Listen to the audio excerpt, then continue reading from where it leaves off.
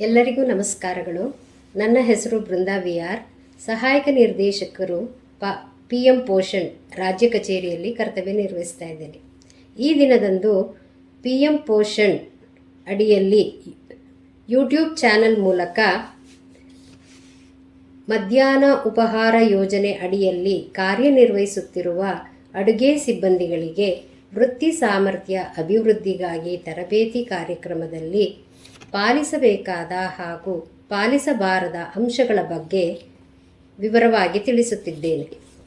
PM Poshan ಅಡಿಯಲ್ಲಿ ಅಡುಗೆ ಕೋಣೆ ಮತ್ತು ಆಹಾರ ದಾಸ್ತಾನು ಕೊಠಡಿಯಲ್ಲಿ ಪಾಲಿಸಬೇಕಾದ ಉತ್ತಮ ವಿಧಾನಗಳ ಬಗ್ಗೆ ಸವಿವರವಾಗಿ ನಾನು ನಿಮಗೆ ತಿಳಿಸ್ತಾ ಇದ್ದೀನಿ. ಮೊಟ್ಟ ಮೊದಲನೇದಾಗಿ, ನೀವು ನಿಮ್ಮ ಮನೆಯ ಅಡುಗೆ ಮನೆಯನ್ನು ಎಷ್ಟು ಶುಚಿಯಾಗಿಟ್ಕೋತೀರೋ ಅದರಂತೆ ಶಾಲೆಯಲ್ಲಿ ಅಡುಗೆ ಮಾಡುವಂತಹ ಕೊಠಡಿಯನ್ನು ಸ್ವಚ್ಛವಾಗಿ ಇಟ್ಕೋಬೇಕು.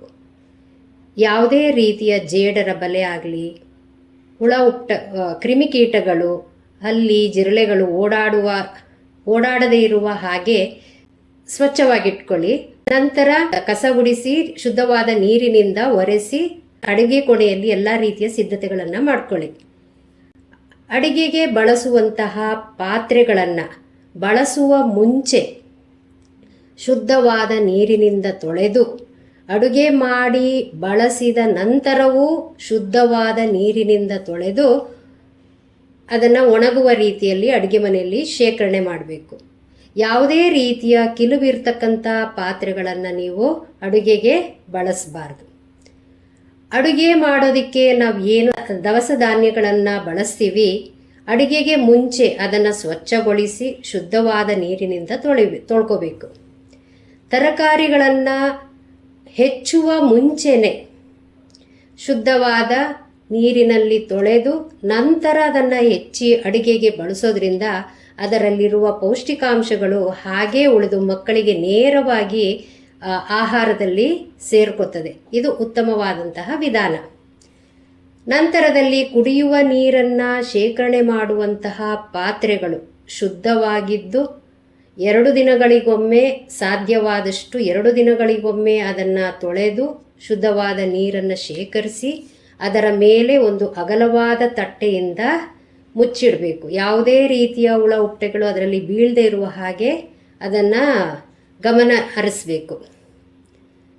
ಮಕ್ಕಳಿಗೂ ಕುಡಿಯುವ ನೀರನ್ನು ಶುದ್ಧವಾದ ಪಾತ್ರೆಗಳಲ್ಲೇ ಶೇಖರಿಸಿ ಕೊಡುವಂಥ ವ್ಯವಸ್ಥೆಯನ್ನು ನೀವು ಮಾಡ್ಕೋಬೇಕು. ಇನ್ನು ಆಹಾರ ಶೇಖರಣೆ ಮಾಡುವ ದಾಸ್ತಾನು ಕೊಠಡಿ ಏನಿದೆ, ಪ್ರತಿ ವಾರ ಅದನ್ನು ಶುಚಿಗೊಳಿಸಬೇಕು, ಡೀಪ್ ಕ್ಲೀನಿಂಗ್ ಮಾಡಬೇಕು. ಯಾವುದೇ ಜೇಡ ಇಲ್ಲದೆ ಇರೋ ಹಾಗೆ, ಹುಳ ಹುಪ್ಪಟೆಗಳು ಇಲ್ಲದೆ ಇರೋ ಹಾಗೆ, ಕಾಳುಗಳಿಗೆ ನುಸಿ ಬರದೇ ಇರುವ ರೀತಿಯಲ್ಲಿ ನೀವು ಶುಚಿ ಮಾಡಿ ಶೇಖರಣೆ ಮಾಡಬೇಕು. ಶುಚಿ ಮಾಡಿರ್ತಕ್ಕಂಥ ದವಸ ಧಾನ್ಯಗಳನ್ನು ಸಾಧ್ಯವಾದಷ್ಟು ಟೈಟಾಗಿ ಇರ್ತಕ್ಕಂಥ ಮುಚ್ಚಳ ಇರುವ ಡಬ್ಬಿಯಲ್ಲಿ ಶೇಖರಣೆ ಮಾಡೋದು ಉತ್ತಮ. ಇಲಿ ಹೆಗ್ಗಣಗಳು ಓಡಾಡದೇ ಇರುವ ಹಾಗೆ ನೀವು ನೋಡ್ಕೋಬೇಕು. ಆಮೇಲೆ ಫಿಫೋ ಮತ್ತು ಫೇಫೋ ನಿಯಮಗಳನ್ನು ನೀವು ಪಾಲಿಸಬೇಕು. ಇವೆರಡು ಏನು ಹೇಳುತ್ತವೆ ಅಂದರೆ, ಯಾವ ದಾಸ್ತಾನು ಮೊದಲು ಬರ್ತದೆ ಅದನ್ನು ನೀವು ಮೊದಲು ಬಳಸ್ಕೋಬೇಕು, ನಂತರದಲ್ಲಿ ಬಂದಂತಹ ದಾಸ್ತಾನನ್ನು ನಂತರ ಬಳಸ್ಕೋಬೇಕು. ಈ ನಿಟ್ಟಿನಲ್ಲಿ ನೀವು ಮಾಡೋದ್ರಿಂದ ಯಾವುದೂ ಪದಾರ್ಥಗಳು ಹಾಳಾಗೋದಿಲ್ಲ. ಇನ್ನು ಈ ಹಾಲಿನ ಪುಡಿ ಮತ್ತು ಸಾಯಿಶ್ಯೂರ್ ರಾಗಿ ಮಾಲ್ಟ್ ಇವನ್ನು ನೀವು ಬಳಸುವಾಗ ಬಹಳ ಎಚ್ಚರಿಕೆಯಿಂದ ಗಮನ ಹರಿಸಬೇಕು. ಕೆಲವು ಕಡೆ ತೆರೆದ ಪೊಟ್ಟಣಗಳನ್ನು ಹಾಗೆ ಇಟ್ಕೋತೀರಾ, ಮರುದಿನ ಬಂದು ಅದನ್ನು ಬಳಸ್ತೀರಾ. ಇದು ತಪ್ಪು. ನೀವು ಇವತ್ತು ಬಳಸಿದಂತಹ ಪೊಟ್ಟಣವನ್ನು ಟೈಟಾಗಿ ರಬ್ಬರ್ ಬ್ಯಾಂಡಿಂದ ಅಥವಾ ದಾರದಲ್ಲಿ ಕಟ್ಟಿ ಒಂದು ಬಿಗಿಯಾಗಿರ್ತಕ್ಕಂಥ ಮುಚ್ಚಳ ಇರ್ತಕ್ಕಂಥ ಡಬ್ಬದಲ್ಲಿ ಶೇಖರಣೆ ಮಾಡೋದು ಉತ್ತಮವಾದಂಥದ್ದು. ತೆರೆದ ಆಹಾರವನ್ನು ಯಾವುದೇ ಕಾರಣಕ್ಕೂ ನೀವು ಬಳಸಬೇಡಿ. ಮತ್ತು ಈ ಹಾಲಿನ ಪುಡಿಯಿಂದ ಮಜ್ಜಿಗೆ ಅಥವಾ ಮೊಸರನ್ನು ಮಾಡಿ ಯಾವುದೇ ಕಾರಣಕ್ಕೂ ಮಕ್ಕಳಿಗೆ ಬಡಿಸೋದಕ್ಕೆ ಹೋಗಬೇಡಿ. ಈ ಎಲ್ಲ ಶೇಖರಣೆ ಮಾಡುವಂತಹ ವಿಧಾನ ಏನಿದೆ, ಈ ದಾಸ್ತಾನದಲ್ಲಿ ಚೀಲಗಳನ್ನು ಗೋಡೆಯಿಂದ ಅರ್ಧ ಅಡಿ ಮುಂದಕ್ಕೆ ಕೆಳಗೆ ಒಂದು ಹಲಗೆ ಅಥವಾ ಕಲ್ಲಿನ ಚಪ್ಪಡಿ ಏನಾದರೂ ಇತ್ತು ಅಂದರೆ ತೇವಾಂಶದಿಂದ ದೂರ ಇರುವ ಹಾಗೆ ಶೇಖರಣೆ ಮಾಡತಕ್ಕಂಥದ್ದು ಉತ್ತಮ. ಇನ್ನು ಮಸಾಲೆ ಪದಾರ್ಥಗಳು ಬಂದಾಗ ಅವನ್ನು ಏರ್ ಟೈಟ್ ಇರ್ತಕ್ಕಂಥ ಜಾರ್ಗಳಲ್ಲಿ ಶೇಖರಣೆ ಮಾಡಿ ನೆಲದಿಂದ ಮೇಲೆ ಇಡುವ ವ್ಯವಸ್ಥೆಯನ್ನು ನೀವು ಮಾಡ್ಕೋಬೇಕು. ಬಂದಿರತಕ್ಕಂಥ ದಾಸ್ತಾನು ಅಥವಾ ಪೊಟ್ಟಣಗಳ ಮೇಲಿರ್ತಕ್ಕಂಥ ದಿನಾಂಕವನ್ನು ನೀವು ಗಮನಿಸಿ ಅವಧಿ ಮೀರಿದ್ರೆ ಯಾವುದೇ ಕಾರಣಕ್ಕೂ ಅಂತಹ ದಾಸ್ತಾನನ್ನು ನೀವು ಬಳಸಬಾರ್ದು, ಮಕ್ಕಳಿಗೆ ಅದನ್ನು ಕೊಡಬಾರ್ದು. ಶುಚಿಯಾಗಿ ರುಚಿಯಾಗಿ ತಯಾರಿಸಿರ್ತಕ್ಕಂಥ ಆಹಾರವನ್ನು ಶುಭ್ರವಾದ ಪಾತ್ರೆಗಳಲ್ಲಿ ಶೇಖರಿಸಿ ದೊಡ್ಡ ತಟ್ಟೆಗಳಿಂದ ಮುಚ್ಚಿಡುವುದು ಬಹಳ ಅವಶ್ಯಕ. ತಯಾರಿಸಿದ ಅಡಿಗೆಯನ್ನು ಮಕ್ಕಳಿಗೆ ಬಡಿಸುವ ಮುಂಚೆ ಶಿಕ್ಷಕರು ಹಾಗೂ ಅಡಿಗೆಯವರು ಅದರ ರುಚಿಯನ್ನು ನೋಡಿ ರುಚಿ ಪುಸ್ತಕದಲ್ಲಿ ನಮೂದಿಸುವುದು ಕಡ್ಡಾಯ.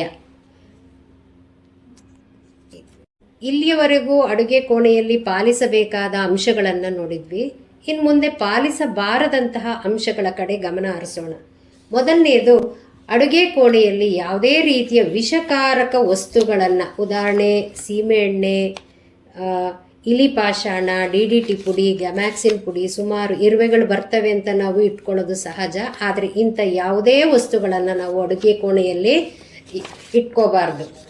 ಇನ್ನು ತೆರೆದ ಆಹಾರವನ್ನು ಯಾವುದೇ ಕಾರಣಕ್ಕೂ ನಾವು ಬಳಸಬಾರ್ದು. ಆಗಲೇ ಹೇಳ್ದಂಗೆ ಹಾಲಿನ ಪುಡಿಯನ್ನು ಬಳಸಿ ಕವರನ್ನು ಬಿಗಿಯಾಗಿ ಕಟ್ಟಿರೋದಿಲ್ಲ, ನಂತರದ ದಿನಗಳಲ್ಲಿ ಬಳಸಕ್ಕೆ ಹೋಗ್ತೀವಿ, ಅಂತಹ ಪದಾರ್ಥಗಳನ್ನು ನಾವು ಬಳಸಬಾರ್ದು. ಅವಧಿ ಮೀರಿದ ದಿನಾಂಕದ ದವಸ ಧಾನ್ಯ ಆಗಿರಲಿ, ಹಾಲಿನ ಪುಡಿ ಆಗಲಿ ನಾವು ಬಳಸ್ಕೋಬಾರ್ದು. ಮೇಲಿನ ರೀತಿಯಲ್ಲಿ ಅಡುಗೆ ಕೋಣೆಗಳನ್ನು ಅಸ್ವಚ್ಛತೆಯಿಂದ ಇಟ್ಕೊಂಡ್ರೆ ಅಲ್ಲಿ ಎಲ್ಲ ರೀತಿಯ ಕ್ರಿಮಿಕೀಟಗಳು ಉದ್ಭವವಾಗುವಂತಹ ಸಾಧ್ಯತೆಗಳಿರ್ತದೆ. ಆದ್ದರಿಂದ ನಾವು ಎಷ್ಟು ಸಾಧ್ಯವೋ ಅಷ್ಟರ ಮಟ್ಟಿಗೆ ನಾವು ಅಡುಗೆ ಕೋಣೆಯನ್ನು ಸಾಧ್ಯವಾದಷ್ಟು ಶುಚಿಯಾಗಿಟ್ಕೊಳ್ಳೋದು ನಿಮ್ಮೆಲ್ಲರ ಕರ್ತವ್ಯ. ಯಾವುದೇ ಕಾರಣಕ್ಕೂ ನಿಮ್ಮ ಮಕ್ಕಳನ್ನು, ಚಿಕ್ಕ ಮಗು ಇತ್ತು ಅಂದರೆ ಅಡುಗೆ ಮನೆಯಲ್ಲಿ ಕರ್ಕೊಂಬಂದದನ್ನು ಮಲಗಿಸಿ ಆರೈಕೆ ಮಾಡಿ ನೀವು ಈ ಕಡೆ ಅಡುಗೆ ಮಾಡುವಂಥದ್ದು ನಿಷಿದ್ಧ. ಇನ್ನು ಶಾಲಾ ಮಕ್ಕಳು ಅಡುಗೆ ಮನೆಗೆ ಪ್ರವೇಶಿಸೋದು ಕೂಡ ನಿಷಿದ್ಧ. ಯಾವುದೇ ಕಾರಣಕ್ಕೂ ಯಾವ ಮಗುವು ಅಡುಗೆ ಮನೆಯೊಳಗೆ ಪ್ರವೇಶಿಸುವಂತಿಲ್ಲ. ಇದರ ಬಗ್ಗೆ ಕಟ್ಟೆಚ್ಚರವನ್ನು ನೀವು ವಹಿಸ್ಕೋಬೇಕು. ಇನ್ನು ದೊಡ್ಡ ದೊಡ್ಡ ಪಾತ್ರೆಗಳಲ್ಲಿ ನೀವು ಅಡುಗೆ ಮಾಡಿ ಅದೇ ತಗೊಂಡು ನಾನು ಮಗುಗೆ ಬಡಿಸ್ತೀನಿ ಅಂತ ಹೋದರೆ ಅಪಾಯಗಳು, ಅವಘಡಗಳು ಆಗುವಂತಹ ಸಾಧ್ಯತೆಗಳು ಹೆಚ್ಚು. ಹಾಗಾಗಿ ಮಾಡಿರ್ತಕ್ಕಂಥ ದೊಡ್ಡ ಪಾತ್ರೆಯಲ್ಲಿರುವ ಆಹಾರವನ್ನು ಚಿಕ್ಕ ಚಿಕ್ಕ ಪಾತ್ರೆಗಳಿಗೆ ಹಾಕ್ಕೊಂಡು ಮಕ್ಕಳನ್ನು ಸಾಲಾಗಿ ಕೂರಿಸಿ ಸ್ವತಃ ತಾವೇ ಹೋಗಿ ಮಕ್ಕಳಿಗೆ ಊಟ ಬಡಿಸೋದು ತುಂಬ ಉತ್ತಮವಾದದ್ದು. ಆಗ ಯಾವುದೇ ಕಾರಣಕ್ಕೂ ಇಂತಹ ಅವಘಡಗಳು ಆಗೋದಕ್ಕೆ ಸಾಧ್ಯತೆ ಇರೋದಿಲ್ಲ. ಅಡುಗೆಯನ್ನು ಹಾಕೊಳ್ಳುವಾಗ ದೊಡ್ಡ ಪಾತ್ರೆಯನ್ನು ಹಾಗೆ ತೆರೆದಿಡಬಾರ್ದು. ಅವಘಡಗಳ ಅಲ್ಲೂ ಆಗೋ ಸಾಧ್ಯತೆಗಳಿರ್ತದೆ. ನೀವು ಬಡಿಸ್ಕೊಂಡ ನಂತರ ಆ ತೆರೆದ ಪಾತ್ರೆಯನ್ನು ತಟ್ಟೆಯಿಂದ ಮುಚ್ಚುವುದು ಸಹ ಅಷ್ಟೇ ಅವಶ್ಯಕವಾಗಿರುತ್ತದೆ. ಇಲ್ಲಿಯವರೆಗೂ ನಾವೆಲ್ಲರೂ ಅಡುಗೆ ಕೋಣೆಯಲ್ಲಿ ಮತ್ತು ದಾಸ್ತಾನ ಕೋಣೆಯಲ್ಲಿ ಪಾಲಿಸಬೇಕಾದ ಮತ್ತು ಪಾಲಿಸಬಾರದಂತಹ ಕೆಲವು ಪ್ರಮುಖವಾದ ಅಂಶಗಳನ್ನು ತಿಳ್ಕೊಂಡಿದ್ದೀವಿ. ಈ ಮಧ್ಯಾಹ್ನ ಉಪಹಾರ ಯೋಜನೆಯನ್ನು ಯಶಸ್ವಿಯಾಗಿ ಅನುಷ್ಠಾನಗೊಳಿಸಲು ಯಾವುದೇ ಅವಘಡಗಳು ಆಗದ ನಿಟ್ಟಿನಲ್ಲಿ 3 ಸೂತ್ರಗಳಾದ 1 ಶುಚಿತ್ವ, 2 ಸುರಕ್ಷತೆ ಮತ್ತು ಮಿತವ್ಯಯ ಇವುಗಳನ್ನು ನಾವು ಅಳವಡಿಸ್ಕೊಂಡು ನೀವೆಲ್ಲರೂ ಕೈ ಜೋಡಿಸ್ತೀರಾ ಎಂಬ ವಿಶ್ವಾಸದಿಂದ ಹಾಗೂ ನಿಮ್ಮ ಸುರಕ್ಷತೆ, ಮಕ್ಕಳ ಸುರಕ್ಷತೆಗಾಗಿ SOP ಮಾರ್ಗಸೂಚಿಯನ್ನು ಪಾಲಿಸ್ತೀರಾ ಅಂತ ಈ ಮೂಲಕ ಭಾವಿಸಿ ಈ ಒಂದು ತರಬೇತಿ ಕಾರ್ಯವನ್ನು ನಾನು ಮುಗಿಸ್ತಾ ಇದ್ದೇನೆ. ಎಲ್ಲರಿಗೂ ಧನ್ಯವಾದಗಳು. ಜೈ ಹಿಂದ್, ಜೈ ಕರ್ನಾಟಕ ಮಾತೆ.